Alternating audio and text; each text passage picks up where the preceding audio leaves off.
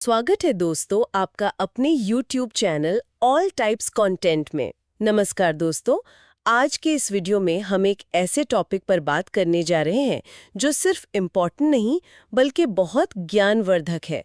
इस वीडियो को ध्यान से देखना क्योंकि इस वीडियो के साथ जानकारी और गहरी होती जाएगी। और सच कहूँ तो मेरी टेबल पर इस वक्त जो इन्वेस्टिगेशन फाइल रखी है वो किसी आम रिपोर्ट जैसी नहीं है। इस डॉसिये में हम एक ऐसे इकोनॉमिक और कल्चरल नेटवर्क को ट्रैक कर रहे हैं जो सदियों पुराना है और आज अपने वजूद की सबसे बड़ी लड़ाई लड़ रहा है। देखिए, मैं अगर अपनी बात करूं तो आज के ये दस्तावेज देखकर मैं अंदर तक डिस्टर्ब हो चुका हूं। और ये डिस्टर्बेंस लाजमी भी है। बिल्कुल, क्योंकि ज्यादा लोगों को लगता है कि ये सब सिर्फ खेती बाड़ी या कुछ पुरानी सजावटी कलाकृतियों की बातें हैं। लेकिन जब मैंने इन रिपोर्ट्स के डेटा पॉइंट्स को कनेक्ट किया तो एक बहुत ही अलार्मिंग पैटर्न सामने आया। अलार्मिंग कैसे? जैसे कि ये जो बिहार एक विरासत या मिट्टी के अनमोल रत्न का लेबल है, ये सिर्फ एक टैग नहीं है, ये एक इमरजेंसी सायरन है। एक ऐसी जद्दोजहद है जहां ग्राउंड लेवल पर किसान और आर्टिसन अपनी पहचान बचाने की कोशिश कर रहे हैं। रुकिए, थोड़ा पीछे चलते हैं। इस फाइल के पहले पेज पर ही एक टर्म बार बार हाईलाइट किया गया है, जीआई टैग यानी ज्योग्राफिकल इंडिकेशन। अब यहाँ एक बहुत बड़ी गलतफहमी है जिसे क्लियर करना जरूरी है। हाँ, लोगों को लगता है ये मार्केटिंग है। वही तो, आम तौर पर लोग सोचते हैं कि ये गवर्नमेंट का कोई मार्केटिंग गिमिक है या कोई आम सा क्वालिटी सर्टिफिकेट। लेकिन लीगली और इकोनॉमिकली अगर देखा जाए तो एक जीआई टैग होना अपने आप में एक इंटेलेक्चुअल प्रॉपर्टी राइट है। ये किसी स्पेसिफिक भौगोलिक क्षेत्र की उस अनोखी क्वालिटी का कानूनी प्रमाण है जो दुनिया में और कहीं कॉपी नहीं की जा सकती। एग्जैक्टली, ये उस जमीन का कॉपीराइट है। और क्या आपको पता है इस लिस्ट में कितने प्रोडक्ट्स हैं? मैं गेस करूं तो 5 या 6। नहीं, 1 या 2 या 5 नहीं, बिहार के 15 से ज्यादा ऐसे उत्पाद हैं जिन्हें ये ग्लोबल रिकॉग्निशन मिल चुका है। 15? बाप रे! 15। इसका सीधा सा मतलब है कि इन 15 चीजों के पास एक कानूनी सुरक्षा कवच है जो वहां के ग्राउंड लेवल किसानों और गुमनाम कारीगरों की इनकम को प्रोटेक्ट करने के लिए बनाया गया था। लेकिन ग्राउंड रियलिटी कुछ और ही कहानी बयान कर रही है। जमीन आसमान का अंतर है। जो स्टोरी पेपर पर दिखती है और जो मिट्टी में चल रही है उसमें बहुत बड़ा गैप है। तो चलिए सीधे से इन्वेस्टिगेशन के पहले सबूत की पर आते हैं। एग्रीकल्चर सेक्टर का डेटा देखते हैं पहले। मेरे सामने मार्चा धान की रिपोर्ट है। वेस्ट चंपारण का वो एक्सक्लूसिव धान, एक छुपा हुआ खजाना। हाँ। और इसमें जो डिटेल लिखी है, क्या आप मजाक कर रहे हैं? इस चावल के दाने का आकार बिल्कुल काली मिर्च जैसा होता है। बिल्कुल ब्लैक पेपर जैसा शेप। एक चावल का दाना और काली मिर्च जैसा शेप, मैं तो पहली बार सुन रही हूँ। और सिर्फ आकार ही नहीं, इसका अरोमा, इसकी खुशबू इतनी शार्प और डिस्टिंक्ट होती है कि कोई भी एक्सपर्ट इसे आंखें बंद करके पहचान ले। ये उस स्पेसिफिक मिट्टी और माइक्रो क्लाइमेट का मैजिक है जो सिर्फ उसी जगह मिलता है। That makes sense. लेकिन इससे भी ज्यादा माइंड ब्लोइंग साइंटिफिक डिटेल आगे आने वाली है। आप भागलपुर और बंका रीजन का कतरनी चावल देखिए जरा। देखती हूँ। ओके। इस चावल के दाने को अगर आप माइक्रोस्कोप के नीचे या ध्यान से देखें तो इसका एंड पॉइंट एक सुई या आउल की तरह बिल्कुल नुकीला होता है। और यही वो पॉइंट है जहां मेरी इन्वेस्टिगेटिव सोच पूरी तरह से अलर्ट हो जाती है। कैसे? देखिए, ये सुई जैसा आकार कोई रैंडम नेचुरल कोइंसिडेंस नहीं है। इन पेपर्स में इसके प्रोसेसिंग का एक पूरा साइंस ब्रेकडाउन किया गया है। इस कतरनी चावल का ये यूनिक नुकीला आकार ही इसे चिवड़ा या जिसे आम भाषा में पोहा कहते हैं, बनाने के लिए मैथमेटिकली परफेक्ट बनाता है। हाँ, ये किसी प्रिसिजन इंजीनियरिंग जैसी प्रोसेस है। और इस प्रोसेसिंग की डिटेल्स तो और भी ज्यादा हैरान करने वाली हैं। ध्यान से सुनिए ये डेटा। कतरनी पैडी यानी धान को सबसे पहले एग्जैक्टली 24 घंटे तक भिगोया जाता है। Soaking phase. उसके बाद इसकी रोस्टिंग शुरू होती है और टेम्परेचर का फिगर देखिए यहाँ। कितना दिखा है? Exactly 166 degree Celsius. क्या बात कर रही है? मैं सच कह रही हूँ। अगर ये टेम्परेचर 164 डिग्री हुआ तो इसका स्टार्च सही से एक्सपैंड नहीं होगा और फ्लेकिंग फेल हो जाएगी। अगर ये 166 डिग्री हुआ तो दाना जल जाएगा। और उसके बाद ये फ्लेकिंग मशीन में जाता है। अब सोचकर देखिए, बिना किसी मॉडर्न डिजिटल थर्मोमीटर के, बिना किसी क्लाइमेट कंट्रोल लैब के, हमारे किसान जनरेशन से इस एग्जैक्ट थर्मल पॉइंट को हिट कर रहे हैं। ये जेनरेशनल साइंटिफिक जीनियस है और ये डिटेल्स वाकई में गूज़बम्स देने वाली हैं। हम मॉडर्न टेक को लेकर इतने ऑब्सेस्ड हैं कि इस सदियों पुराने इंडिजिनस साइंस को हमने कंप्लीटली इग्नोर कर दिया है। बिल्कुल इग्नोर कर दिया है। लेकिन जब हम इन साइंटिफिक खेतों से निकलकर बिहार के शाही बागों की तरफ बढ़ते हैं तो ये जीनियस एक बहुत बड़े क्राइसिस से टकराता है। आप फ्रूट्स की बात कर रहे हैं ना? हाँ, मुजफ्फरपुर की शाही लीची और भागलपुर का जरदालू आम। शाही लीची अपनी पतली छाल, रसीले गूदे और उस डिस्टिंक्ट रोज लाइक अरोमा के लिए दुनिया भर में फेमस है। और जरदालू आम की बात करें तो उसकी खासियत है उसका लाइट येलो कलर और फाइबरलेस, यानी बिना रेशे वाली सॉलिड मिठास। मैंने फाइल में इसका बैकग्राउंड चेक किया था। चांपिला आपको? इसकी हिस्ट्री चेक कीजिए।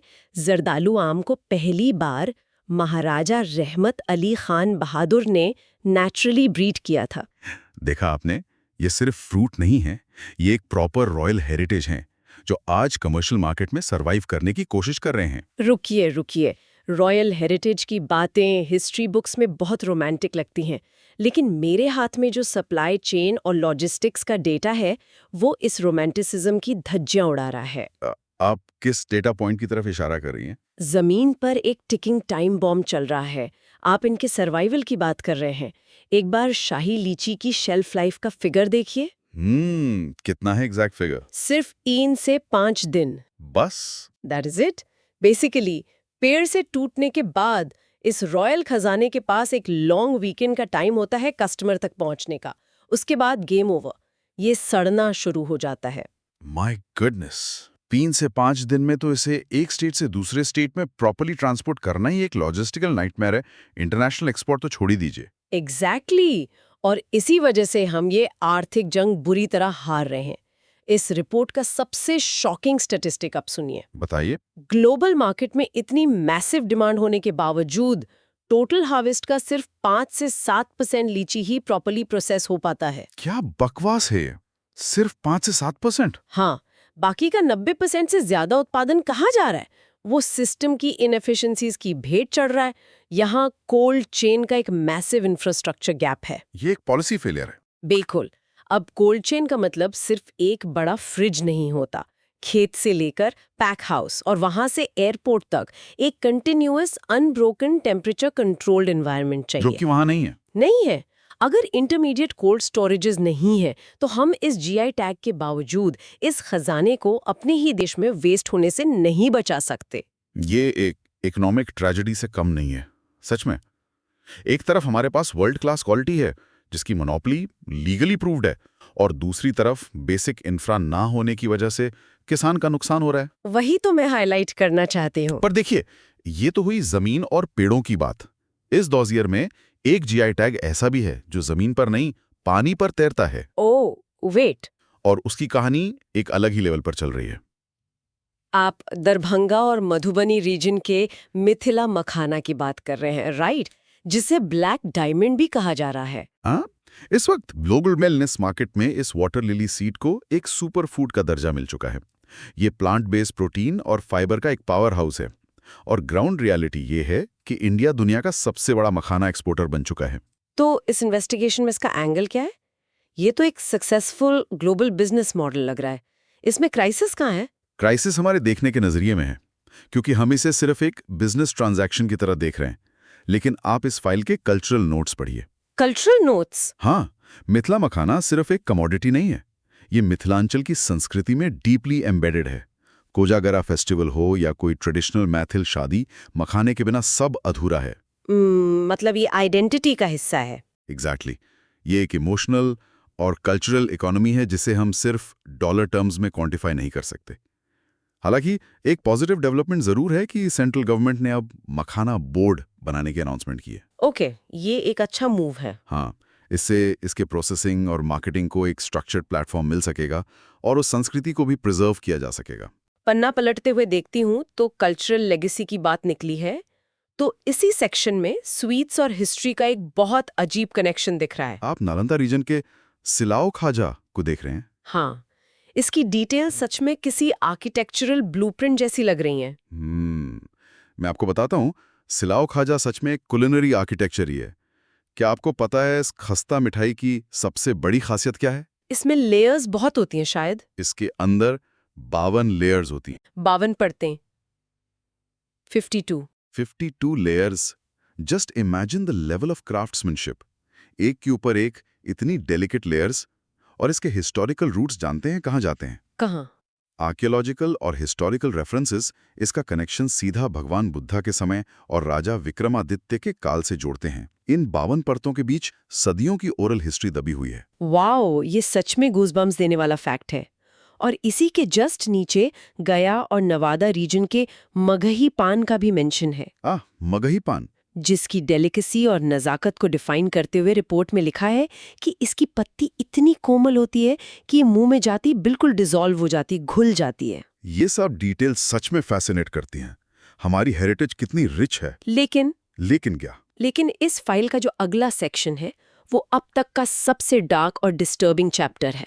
आप आर्ट और हैंडीक्राफ्ट्स वाले सेक्शन पर आ गई हैं। हाँ, एग्रीकल्चर और फ्रूट्स में तो प्रॉब्लम इंफ्रास्ट्रक्चर की है, राइट?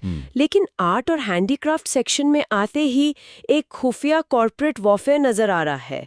एक असली बनाम नकली का वॉर जोन। आप इन 2500 साल पुरानी कलाओं के सर्वाइवल क्राइसिस की बात कर रही हैं? बिल्कुल। मधुबनी पेंटिंग की रिपोर्ट देखिए। इस आर्ट फॉर्म का डायरेक्ट लिंक रामायणा एरा से ट्रेस किया जाता है।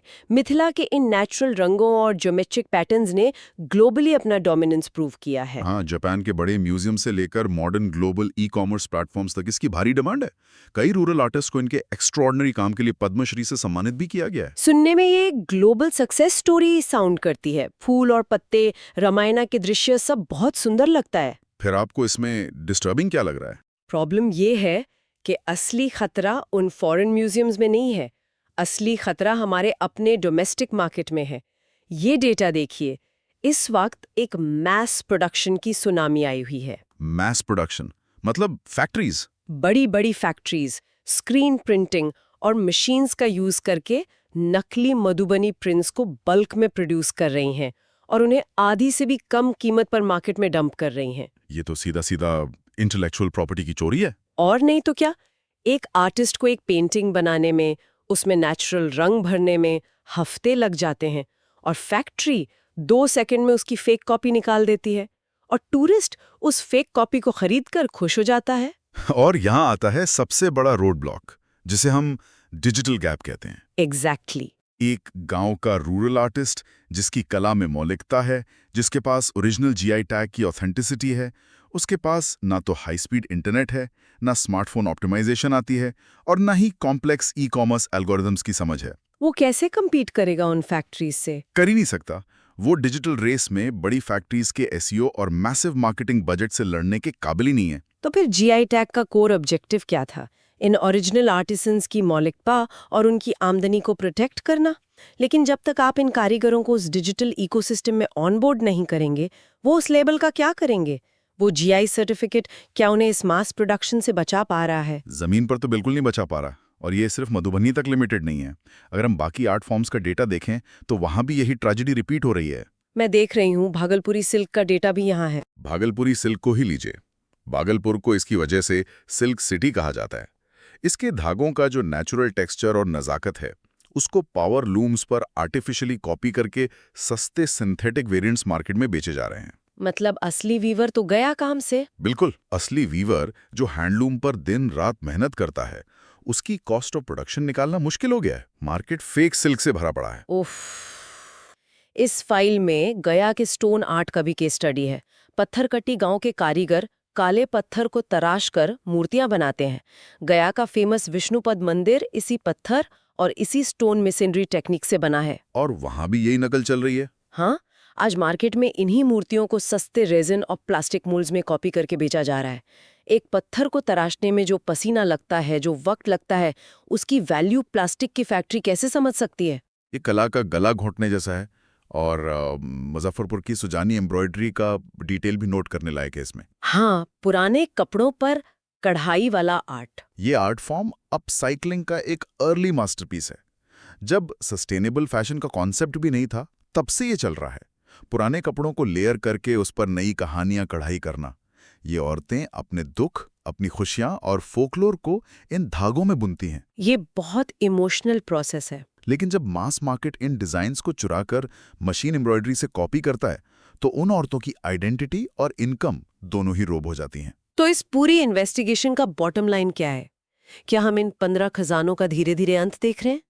जीआई टैग्स मिल गए, सर्टिफिकेट्स बन गए, सरकार ने लिस्ट निकाल दी, लेकिन ग्राउंड पर आर्टिस्ट और किसान सफर कर रहा है। इस सिचुएशन से निकलने का रास्ता क्या है? रास्ता है, एक उम्मीद की किरण अभी भी बची है और एक local to global rescue mission already motion में है।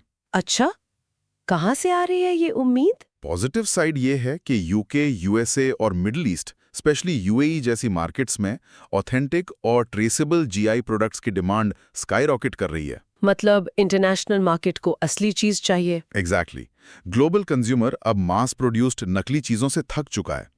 उन्हें ओरिजिन और ऑथेंटिसिटी चाहिए, जिसकी कीमत वो चुकाने को तैयार है। उन्हें पता होना चाहिए कि ये चावल कतारनी का ही है या ये पेंटिंग मधुबनी के गांव से ही आई है। और डोमेस्टिक पॉलिसी लेवल पर क्या चेंजेस हो रहे हैं इस डिमांड को मीट करने के लिए? मेरी फाइल में एक पीएमएफएमई स्कीम का रेफरेंस बार बार आ रहा है। हाँ, पीएमएफएमई स्कीम एक क्रिटिकल इंटरवेंशन है। आसान भाषा में कहें तो ये छोटे किसानों, माइक्रो एंटरप्राइजेज और रूरल आर्टिजन्स को अपनी खुद की प्रोसेसिंग यूनिट लगाने, कोल्ड स्टोरेज बनाने और मॉडर्न मशीनरी खरीदने के लिए डायरेक्ट फाइनेंशियल सपोर्ट और सब्सिडी देने का प्रोग्राम है। तो मतलब इंफ्रा गैप को भरने की कोशिश हो रही है। बिल्कुल। साथ ही डिजिटल ट्रेनिंग और मार्केट लिंकेजेस पर भी काम शुरू हुआ है। मखाना बोर्ड जैसी इनिशिएटिव्स इसी फ्रेमवर्क का हिस्सा है, ताकि उस इंफ्रा गैप को ब्रिज किया जा सके और आर्टिस्ट सीधा बायर से जुड़ सके। इसका मतलब है कि जीआई टैग आखिरी मंजिल नहीं है, ये सिर्फ एक शुरुआती बेसिक फाउंडेशन है। आपने बिल्कुल सही पॉइंट पकड़ा है। अगर इस फाउंडेशन पर robust cold chains, e commerce bridges और स्ट्रिक्ट एंटी पायरेसी लॉज नहीं बनाए गए, तो ये टैग सिर्फ ऑफिशियल डॉक्यूमेंट्स तक सिमट कर रह जाएगा। ये हमारे लिए एक कल्चरल और इकोनॉमिक रिवाइवल का मौका है, जिसे वेस्ट नहीं किया जा सकता। मेरी भी ये भी ऑब्जर्वेशन है। हमें इन हेरिटेज इकोनॉमीज को मॉडर्न सप्लाई चेन के साथ एग्रेसिवली इंटीग्रेट करना ही होगा, वरना ये ग्लोबली वाइप आउट हो जाएंगी। तो दोस्तों, इस डीप डाइव और इन्वेस्टिगेशन को हम एक ऐसी पॉइंट पे रोकते हैं जो आपको सच में सोचने पर मजबूर कर देगा। आज हम बात कर रहे हैं फैक्ट्रीज और मास प्रोडक्शन से इन 2500 साल पुरानी कलाओं और जीआई टैग्स को बचाने की। पर जरा सोचिए, क्या आने वाले टाइम में आर्टिफिशियल इंटेलिजेंस और एडवांस्ड 3D प्रिंटिंग इन इंट्रिकेट डिजाइन्स, इन लेयर्स और यहाँ तक कि इनके टेक्सचर्स को इतनी परफेक्टली कॉपी और रेप्लिकेट कर लेंगे कि इंसान के पास असली और नकली के बीच फर्क करने का कोई तरीका ही नहीं बचेगा? ये सच में एक डरावना ख्याल है। अगर ऐसा हुआ तो हिस्ट्री, आइडेंटिटी और ह्यूमन टच का क्या होगा? ये एक ऐसा डरावना सवाल है जिस पर हम सबको आने वाले वक्त में इंटेंसली विचार करना होगा। यदि हमारे द्वारा दी गई जानकारी पसंद आई हो तो हमारे चैनल को जरूर सब्सक्राइब करें। Thank you.